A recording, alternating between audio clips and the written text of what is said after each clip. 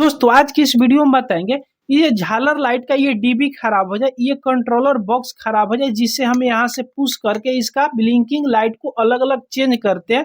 ये पूरी तरह जल भी जाए ना, फिर भी इस झालर लाइट को हम दोबारा यूज कर सकते हैं।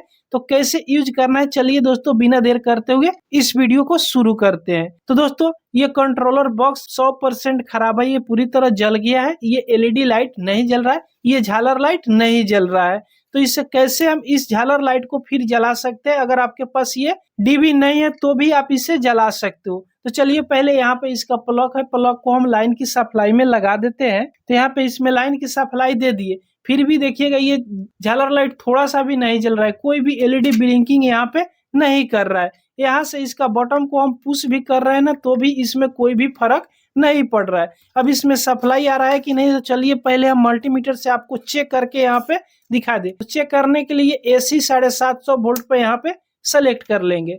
अब यहाँ पे हम इस मल्टीमीटर को रख दिए ये, और ये देखिएगा जो लाइन से सप्लाई आया है बिजली की लाइन से, यहाँ पे आपको 2 पॉइंट दिख रहा होगा। इस पे हम डायरेक्ट यहाँ पे दोनों प्रोब को टच करके दिखा दे रहे हैं। तो दोस्तों देख सकते हो मल्टीमीटर में कि यहाँ पे 214 वोल्ट सप्लाई यहाँ पे मिल रही है, फिर भी ये झालर लाइट थोड़ा सा भी नहीं जल रहा है। यानी यहाँ तक तो लाइन की सप्लाई आ रही है और झालर लाइट में सप्लाई नहीं जल रही, और ये कहीं से भी इसका वायर टूटा भी नहीं है, फिर भी ये काम नहीं कर रहा है। तो इसको कनेक्शन कैसे करना है, चलिए पहले यहाँ से हम प्लग को निकाल लेते हैं। उसके बाद में यहाँ पे देखिएगा इसमें वायर पहले से जोड़ा हुआ है। तो कैसे वायर जोड़ा हुआ है यहाँ गौर से आप देखिएगा। तो चलिए यहाँ से डीबी को हम हल्का सा पहले खोल लेते हैं।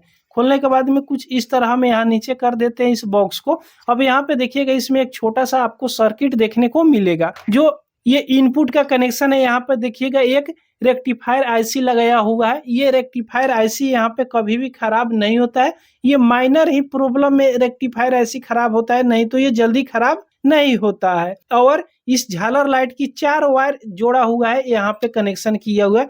2 वायर जो कॉमन का वायर है ना, एक जगह पर सोल्डिंग किया हुआ है, और 2 वायर अलग अलग आपको यहाँ पे सोल्डिंग किया हुआ मिल जाएगा। अब आपको क्या करना है कि यहाँ से कनेक्शन छोड़ा देना है। तो चलिए पहले यहाँ से इस दोनों वायर को कनेक्शन छोड़ाना है। जो पहले से 2 वायर एक जगह जोड़ा हुआ है ना, इसको कनेक्शन आप नहीं छोड़ाइएगा। जो एक एक वायर पहले से यहाँ पे जोड़ा हुआ है, इस दोनों वायर को आप यहाँ से सोल्डिंग आयरन से पहले यहाँ से डिस्कनेक्ट कर दीजिएगा, यहाँ से छोड़ा दीजिएगा। तो इस दोनों वायर को छोड़ाने के बाद में अब आपको क्या करना है, इस दोनों वायर को एक जगह पर इस तरह जोड़ देना है। ध्यान दीजिएगा, इस तरह जोड़ दीजिएगा। उसके बाद में यहाँ पर आप कनेक्शन अब कीजिएगा ना इस सर्किट में, तो ये काम नहीं करेगा क्योंकि ये सर्किट खराब हो गया है।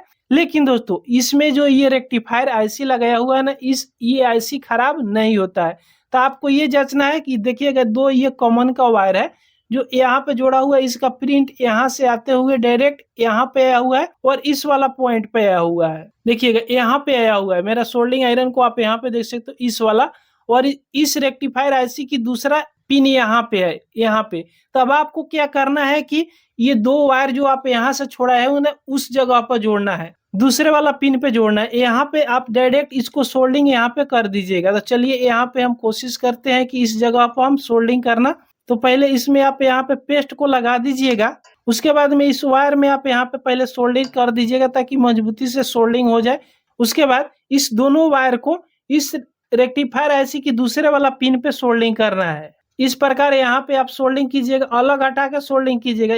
इतना ध्यान रखिएगा कि एक दूसरे में ये पिन ना सटना चाहिए, ध्यान दीजिएगा यहाँ पे, नहीं तो जब लाइन में लगाइएगा ना ये शॉर्ट करेगा और पूरा वायर भी जल जाएगा और आपका बोर्ड भी खराब हो सकता है। तो इस तरह आप यहाँ से कनेक्शन कर दीजिएगा। अब इतना कनेक्शन करने के बाद में अब चलिए इसको हम लाइन की सप्लाई में डायरेक्ट यहाँ पे लगाते हैं।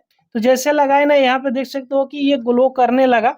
चलिए दूसरे वाला बोर्ड में हम लगाते हैं। तो यहाँ पे देख सकते हो इसमें हम लाइन की सप्लाई दे दिए, अब 100% ये ग्लो करने लगा। अब ये तो इसमें दिक्कत है कि ये ब्लिंकिंग नहीं करेगा, बस इसी तरह ये जलेगा, लेकिन पूरा एलईडी यहाँ पे वर्क कर रहा है। बिना डीबी के आप इस तरह आप जला सकते हो। आपके पास इस तरह अगर रेक्टिफायर आईसी अगर है तो इस तरह आप इसको कनेक्शन कर दिए। देखिएगा कितना सिंपल इसका हमने कनेक्शन किया है। ये जो आईसी लगाया हुआ है और 2 ट्रांजिशन लगाया हुआ है ना, इससे अगर कनेक्शन यहाँ पे रहता ना तो ये ब्लिंकिंग करता, लेकिन अब ब्लिंकिंग नहीं करेगा क्योंकि ये आईसी खराब हो गया है। तो इस रेक्टिफायर आईसी पर डायरेक्ट इस वायर को आप जोड़ दीजिएगा ना, तो ये एक बराबर जलता रहेगा और देखने में भी बहुत ज्यादा मस्त लगेगा। अगर आपके पास इस तरह का डीबी भी नहीं है तो इसे आप कैसे जला सकते हो? तो इसके लिए आप किसी भी सर्किट से आप इस रेक्टिफायर आईसी को निकाल कर आप कनेक्शन कर सकते हो, या 4 डायोड को मिलाकर एक रेक्टिफायर आईसी बना दीजिएगा, उसमें आप कनेक्शन कर दीजिएगा ना, तो भी ये झालर लाइट काम करना शुरू कर देगा।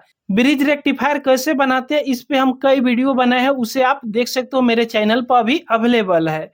तो इस तरह आप इसका कनेक्शन करके आप इस झालर लाइट को 100% वर्किंग कर सकते हो, 100% इसे चालू आप कर सकते हो। दोस्तों ये वीडियो आपको पसंद आई हो तो एक लाइक और अपने दोस्तों के पास शेयर जरूर कर दीजिएगा। अगर हमारे चैनल पर आप पहली बार आए हो तो सब्सक्राइब करना बिल्कुल ना भूलिएगा। पूरा वीडियो देखने के लिए आपको बहुत बहुत धन्यवाद।